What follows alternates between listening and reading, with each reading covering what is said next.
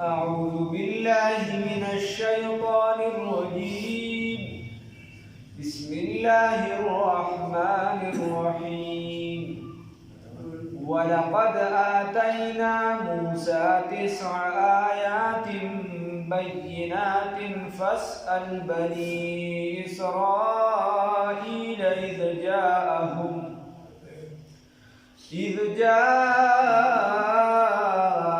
فقال له فرعون إني لأظنك يا موسى مسحورا.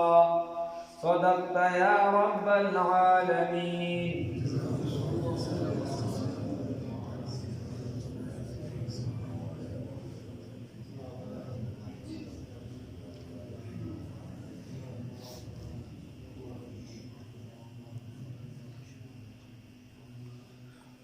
د دې صورت د دلته آخري باب رابع شروع شو او د دې موضوع د سبب استهزاء د پیغمبرانو، خندا کول پیغمبرانو پسې دا سبب د نزول د عذاب. الله رب العزت په دې آیات کې فرمایي ولقد آتینا، یقینا ورکړو موږ موسی سیدنا موسی علی نبینا علیه الصلاة والسلام ته 9 آیات بینات، 9 معجزات ښکارا. فاسأل بنی اسرائیل، بس تاسو که د بنی اسرائیل نه اذ جاءهم، هر کله چې راغلو دوی ته، فقال له، وویل د موسی علیه السلام ته فرعون انی یقینا لأظنک، ګمان کوم په تا باندې یا موسی، ای موسی علیه السلام مسحورا، چې پتا جادو کړی شوی ده، یا مطلب دا چې ته لیونی. خبره دا ده چې الله رب العزت فرمایي چې موسی علیه السلام د فرعونیانو ته یو نښانې خپلې وښودې. معجزات خو د هغه ډېر زیات وو، خو په دې ځای کې څه 9 نښانو ته اشارې دي، 9 ته اشارې. بیا مختلف آیاتونو کې د هغې مختلفې عذابونو تذکرې راغلي دي، او په دغه یو آیات کې څه ناڅه په یو ځای راغلي دي فارسلنا علیهم الطوفان والجراد والقمل والضفادع والدم آیات مفصلات. الله رب العزت فرمایي چې یو نښه دا وه د موسی علیه السلام چې هغه به کونټۍ وغورځوله، نو د هغې نه باجدها غټه جوړه شوه، او چې بیا به لاس ور واچوه به ټیک ټاک شوه، ښه سمه به شوه. دي دا په خپلو سترګو باندې الله ولیدل آیات بینات. بله نښه یې دا وه چې د ترخته وې دا خپل لاس دننه کړ، نو هغه به اول به په سم، او چې کله به یې دننه کړ بیا به یې رابار کا به پړه کېده. دکه شان د موسی علیه السلام یوه نښه دا وه چې د دې په میوو کې نقصانونه پیدا شو. میوې به چې مخکې مثال په طور 1 من کېدې، نو بیا به 1.5 من کېدې، نقصانات پکې پیدا شو. او بله دا وه چې الله رب العزت به په یو ځای هلاکت راوست او میوې ټولې هلاکې شو. او یوه نښه بیا به رال موسی علیه السلام ته ویې منتو پختې به تې هغه ختمه کړه. یوه نښه یې دا وه چې الله رب العزت د دې په بدنونو کې سپږې پیدا کړي، بدنونه یې ټول د سپږو به ډک وو. الله دې وساتي. نو موسی علیه السلام ته به بیا به منت وکړو. او یوه دا ده چې والضفادع، چیندخان به وپارسه کړي، ښه سمې اوبه به یې راغشتې وې چې څنګه به یې خولې ته پورې کړس، چیندخ به راټوپ که نه به وایي چېرته چیندخ به راټوپ کړو، او چیندخ خو داسې ارامي شي چې اوبو ته ورټوپوي ډایرکټ متیازې کړي، نه هغه به چې اوبو ته به ورته راټوپ کړه. دکه شان خوراک څیزونو کې الله رب العزت وایي دا عذاب مې پرې مسلط کړي. او بل ودمه، د وینې عذاب، الله رب العزت ښه سمې اوبه به یې راواغشتې چې خولې ته به یې نږدې کولې، د هغې نه به وینه جوړه شوې، کوهی به دي به ترې اوبه ځان لرې اخلي چې بوګه به یې ور واچوله، هغه به وینه شوه. او تر دې پورې علماو لیکلي دي، مفسرین وایي که د یو بني اسرائیل او د قبطي د فرعون د قوم په خپلو کې ملګرتیا وه، حالانکې دې خوا خلکو مسلمانانو اخوا کافرانو، خواشنایی به او ملګرتیا به او پخا نو دی بنی اسرائیلی ته به د فرعوني ووي چې یاره زه ته ماله اوبه راکړه په دې خوله کې نو هغه به ورله په خوله کې ور اچولې نو د ده لاس کې به اوبه وي چې هغه له به خوله کې داسې ور واچولې نو به وینه شو او بیا یې ورته د بني اسرائیلي وي اخره کې بني اسرائیلي ته ووي چې ماله پر د دې خپلې خولې نه په خوله کې اوبه راواچي نو چې ده ورله کله په خوله کې ور اچولې د ده په د ملګري په خوله کې چې کوم بني اسرائیلي و د ده په خوله کې اوبه وي خو چې د هغه خولې ته څنګه ور وړې دي نو بس وینه الله رب العزت فرمایي چې دا عذابونه مې پرې راوستي دکه شان په هر څیز کې چې دي چینجي پیدا شو په هر څیز کې بلکې قرآن دې تعبیر کوي په لښکرو سره دومره ډېر چې دي چینجي په هر څه کې پیدا شو او دکه شان بیا چې الله رب العزت چې کله په دې باندې سم نشو نو بیا په الله رب العزت په یو ځای باندې هلاکت راوست او دکه شان په یو موقع باندې دې سره چې کوم سره زر او سپین زر د هغې نه ټولو نه بس کاڼي ماڼي جوړ شو چې کوم جوړ شوي سره نه و دې سره داسې پراته و هغې نه عام کاڼي جوړ شو کیسې ختمه شو خراب شو نو دا قسم عذابونه پرې راوستل چې الله رب العزت ورته وښودله خو په دغه سم نه شو چې کله سم نه شو نو بیا الله رب العزت موسی علیه السلام ته ووایي چې ته اوس هجرت وکړه چې هغه هجرت وکړه هغه روان شو نو حامان ته لار معلومه وه اکثر بادشاه چې د وزیرانو د لاس هم خرابي دا نږدې چې کوم خلک دي د غټو خلکو ته هغه ورته وایي څنګه چل دی وایي خان بس خیر خیریت دی علاقه ده بوله نو خبره دا ده چې هغه خلکو حامان مخکې هغه ته وایي ته مخکې شو زه خلکو پسې وروستو را روان لښکر مخکې چې د فرعون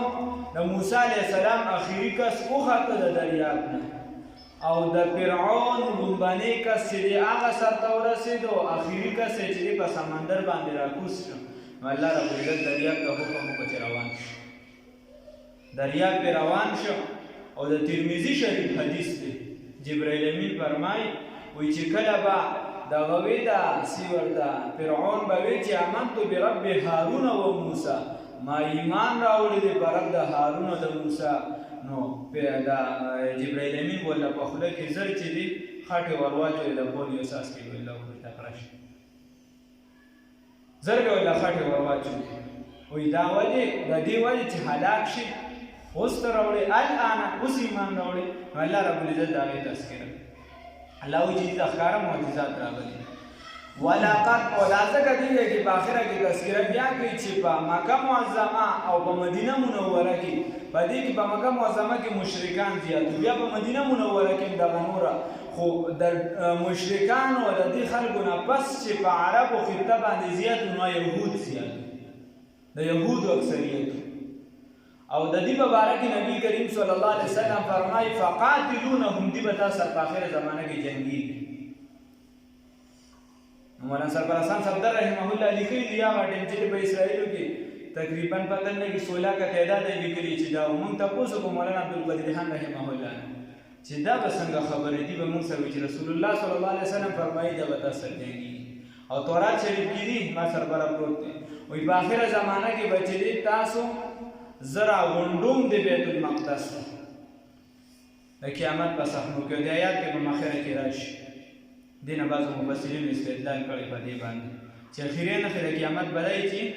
دا یهود به دغه ځای ته راغونډېږي او بیا به جنګ کېږي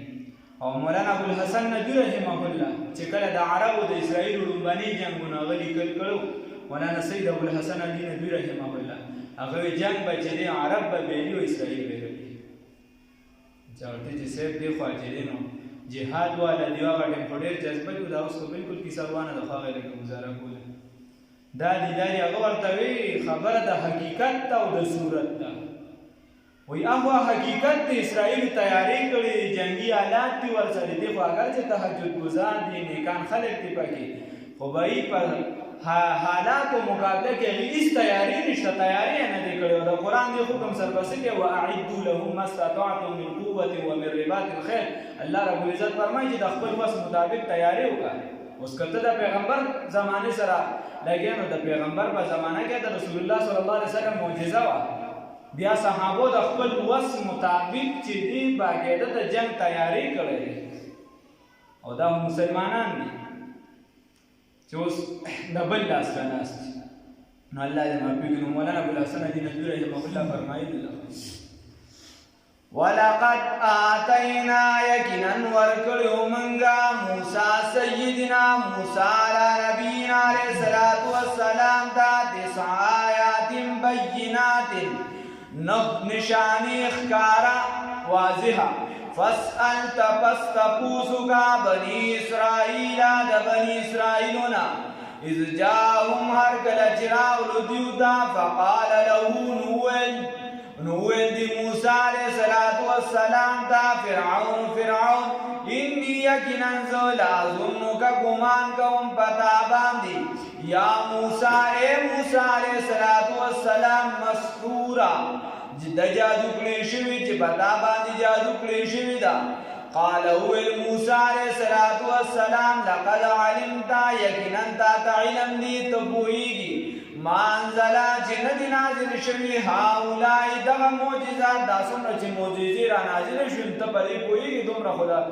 الله رب العزت د عقل درکړی دی باندې پوهیږي چې دا ندی نازل الا رب السماوات مگر نازل کړي دی رب د اسمانونو والارض او د ځمکې بصائر د پاره د بصیرت د پاره د دلیل زما د پیغمبر د پاره د معجزات دي زما په پیغمبر باندې و انی او یقینا ذو لا اظنک ګمان کوم پتا باندې پیغمبر ګمان یعنی یقین کوم دا یا فرعون پتا باندې فرعون مسبورا د هلاک شونا. موسی علیہ السلام دا غوي چې یاره زه خدا ګمان کوم چې پتا باندې جادو کړی شوی دا. موسی علیہ السلام ورته جواب کوي او زه دا ګمان کوم او د پیغمبر ګمان چې دی یقین ورته وي چې ته د هلاک شو نه ها الله مې ساتي. الله وي اوس سبب دا هلاکت دی چې دی ولې هلاک شو الله وي دا حقوق سوق فاراد بس اراده وکړه د فرعون ان یستفزه چې او باسي موسی علیہ السلام لرا من الارض د ځمکې د مصر نه فاغرقناه من غرق دي فرعونیانو لرا دی فرعون لرا ومن او هغه چا لرا معه چې سره د فرعون جميعا ټول لرا. الله رب العزت فرمایي وی موږ دیم هلاک کړو او د دې سره چې کوم لا او لخر او غم ټول هلاک کړ چې څوک راوته موسی علیہ السلام پسې الله دې ساتي. وقلنا من ورتول من بعده رسل هلاکت فرعونیانو نا ببنی اسرائیل تا اسکنو اسی کے الارض پزمکا دا فلسطین و دا مصر یا اردن کی فیضا جا بسر کل چراشی وعد الاخرت وعد دا آخرت جئنا بکم نراغن بکم تاسو لرا لفیفا پیوزے یا جئنا را تک بکم تاسو باندی لفیفا جمیعا پیوزے سرا. اللہ رب العزت فرمائی لبنی اسرائیل او من بیا بنی اسرائیل ته وی اسكنوا فی الارض چوسیږي اسكنوا الارض چوسیږي په دې ځمکه د مصر کې مصر نه مراد یا دا تمام خطه ده. فاذا جاء وعد الاخره بصر کله چې وعده د اخرت پوره شي راشي وعده د اخرت د قیامت سخنی شي دا غیغه نشانی شي جئنا بكم نو من براتګو کو پتا سو باندې یا من برا جمع کو تاسو لره لطیفه په جمع کولو سره تاسو براغون کو په جمع کولو سره. نو دلته مفسرین فرمایي چې اخره زمانه کې به دا یهود چې بیا د خپل ځای ته چې کوم بیت المقدس وغیرہ دغه ځای ته به الله رب العزت بیا راغونکي. او نبی کریم صلی الله علیه وسلم فرمایي تاسو به دې سره جنگ کیږي نو هغه جنگ خو تاسو ته ابتدا نه خو دغه شان روان دی. اخیری نتیجه به بیا دا راوځي چې د نزول د عیسی علیه السلام به کېږي. دا زموږ د مسلمانانو عقیده ده. موږ وایو د نبی کریم صلی الله علیه وسلم نه پس نوی پیغمبر راتلونکي نشته. څه وایو؟ پس د نبی کریم صلی الله علیه وسلم نه نوی پیغمبر راتلونکي نشته. او هر چې عیسی علیه السلام دی نو پیغمبر دی روان دی نه او هغه به طور امتی بیا د نبی کریم صلی الله علیه وسلم راځي. نو چې هغه کله راشي بیا به دې سره جهاد کېږي. او نبی کریم صلی الله علیه وسلم فرمایي چې دا کاڼي شاته پټېږي دا ګټې شاته پټېږي د څه شاته هم چې پټېږي نو هغه به اواز کوي چې راشه زما شاته پلانکي یهودي پټ دی او هلاک یې کا الا غرقت مگر غرقت نومې دا بوټي چې دی به आवाज نه کوي ځکه چې دا بوټي د یهودیانو د نبی کریم صلی الله علیه وسلم فرمایي او دا زما خیال دی مفتی ابوالبابا شاه منصوري ته دی هغه 95 کیسې ویسي چې دی باندې اسرائیل هغه ټیم کار شروع کړو بلا بوټي کړل او بیا چې دی انډیا نه بلا شي ورکړو چې تاسو دا بوټي وکړئ هغې تیارې د ډېر مخکې نه په بابلون باندې ته د هغې دغه وګوره چې هغوی څنګه ایرپورټ جوړ کړی دی وایي موږ به خپل خدای په دې باندې بیا زغلو موږ به یې زغلی ستاسو پلار هم نشي زغلولی چې خدای درته پېښه کړي ځان به ورته میښه کړي فاذا جاء بس هر کله چې راشي وعد الاخرة وعده د آخرت هر کله چې وعده پوره شي هغه وعده د آخرت الله رب العزت فرمایي چې هغه وخت راشي جئنا بكم لفیفا نو من راولو تاسو ټول پر راغونډولو سره من براتګو تاسو باندې پر راغونډولو سره تاسو ټول پر راغونډو دغه ځای ته او دغه